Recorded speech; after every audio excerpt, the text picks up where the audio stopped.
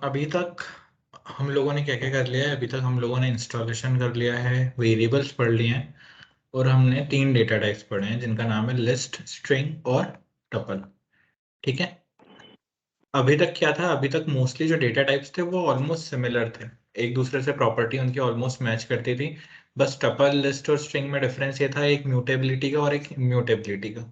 ठीक है। लेकिन अब जो हम 2 डेटा टाइप्स पढ़ने वाले हैं वो कंप्लीटली डिफरेंट हैं एक दूसरे से, और उनके यूसेजेस भी बहुत ज़्यादा अलग अलग हैं।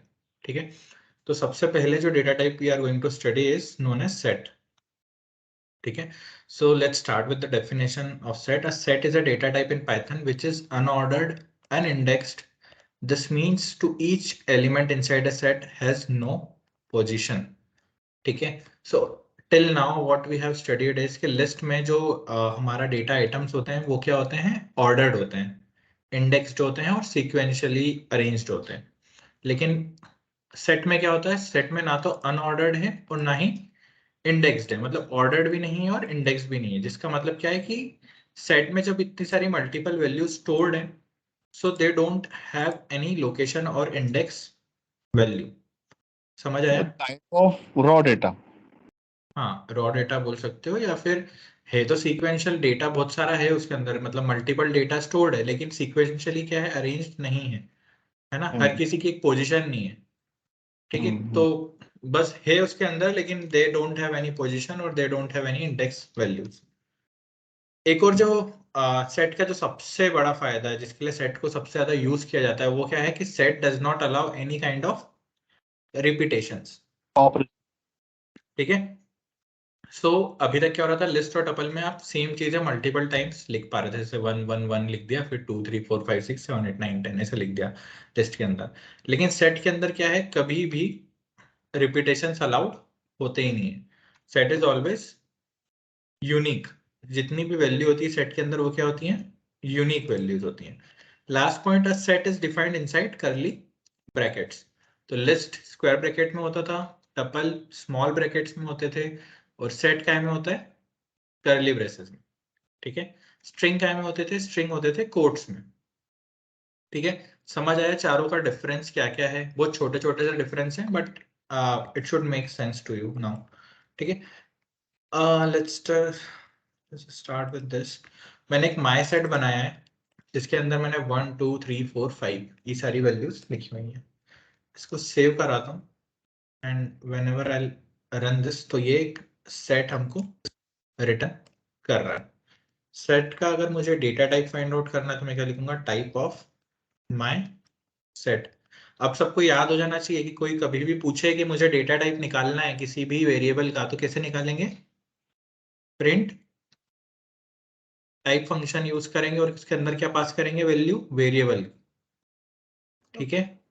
Surabhi, Kumud, is it clear? Yes, yes. Yes sir, yes sir. है ना? तो ये अपन ने बहुत बार कर लिया है, और अपन बार बार इसलिए कर रहे हैं ताकि अपने को याद हो जाए विद द गेम। ठीक है। मैंने जैसे ही रन करा तो क्लास क्या आई हमारे पास? सेट आ गई। ठीक है। अब मैंने क्या बोला था कि यार ये वैल्यूज क्या है? अनऑर्डर्ड है। क्या है? अनऑर्डर्ड है। लेकिन अभी तक तो ऑर्डर्ड ही हो रहा है, मतलब जमा जमा ही तो आ रहा है, जैसा मैंने लिखा है 1 2 3 4 5 वैसे कि वैसे ही तो आ रहा है। ठीक है। अनऑर्डर्ड कब होता है? जब इसके अंदर मैं कुछ स्ट्रिंग वैल्यूज डाल देता हूँ। ठीक है। ये मैंने डाली स्ट्रिंग वैल्यूज। अब आउटपुट देखो, क्लास सेट। क्लास सेट तो है, लेकिन ये जो दूसरी वैल्यूज थी वो अरेंज्ड है क्या? नहीं। मैंने सबसे पहले मृदुल लिखा था, पर ए आ गया, फिर बी आ गया, फिर क्या आ गया? मृदुल आया, MRADUL। ठीक है। तो if you are defining a set which is a mixture of integer as well as character type या string type of data, then you can showcase the unordered property of set. ठीक है। तो अगर सिर्फ integer integer लिखते तो obviously वो ordered ही return कर रहा था, लेकिन जब आपने उसको मिक्सचर बनाया दो टाइप का डेटा टाइप्स का, तो वो अनऑर्डर्ड हो गया। एक और चीज जो मैंने बोली थी कि सेट क्या नहीं अलाउ करता है, रिपीटेशन अलाउड नहीं करता है। ठीक है, तो मैंने क्या लिखा, 1,2,3,4,5,5 दो बार 5 लिखा है बेसिकली।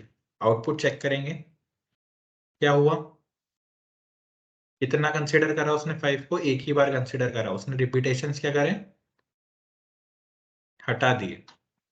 ठीक है, so set is also use to remove repetitions from list. ठीक है, तो कोई क्वेश्चन ऐसा पूछता है कि मेरे पास एक बहुत बड़ी लिस्ट है, लेकिन मेरे को उसमें से सिर्फ यूनिक वैल्यूज ही फाइंड आउट करनी है, यूनिक डेटा ही फाइंड आउट करना है। तो मैं उसको कैसे यूनिक बना सकता हूँ, मैं उसको लिस्ट को कन्वर्ट करूंगा सेट में, और फिर उस लिस्ट को वापस से क्या में कन्वर्ट कर दूंगा, लिस्ट के अंदर। तो क्या होगा, उसका रिपीटेशन हट जाएंगे। फॉर एग्जाम्पल मैं आपको बताता हूँ, मेरे पास एक क्लास लिस्ट है, ठीक है, जिसके अंदर मैंने स्टूडेंट्स के नाम सेव करा रखे हैं, जैसे कि आदित्य, है ना, मृदुल, सुरभि,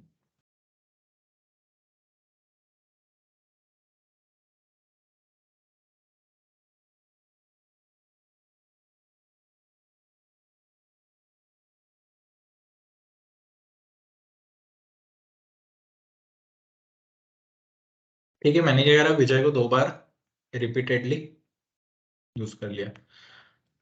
अब what I want to do is I just want to find the unique amount of students in my class. ठीक है, so how can I do it? I can just simply write set of class list. What I did is मैंने class list को क्या में convert कर दिया, set में convert कर दिया। ठीक है, इससे क्या होगा, सारे रिपीटेशन हट जाएंगे। लेट्स जस्ट से इसको क्लास सेट बना लेता हूँ। ठीक है, और मैं नीचे प्रिंट करा लेता हूँ, प्रिंट क्लास सेट, रन करो,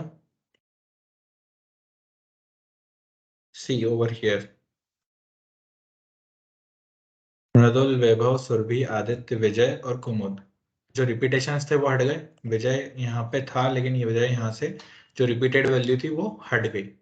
ठीक है, लेकिन अगर मुझे ये वैल्यू वापस से लिस्ट के फॉर्म में ही चाहिए होती तो मैं क्या करता, इसको लिस्ट बना देता वापस।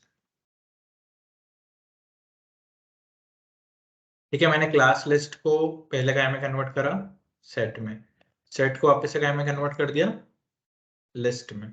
तो अभी देखना, अभी ये करली ब्रेसेस में आउटपुट आया था, अब क्या में आउटपुट आएगा, स्क्वायर ब्रेसेस में। Can you see over here? ठीक है,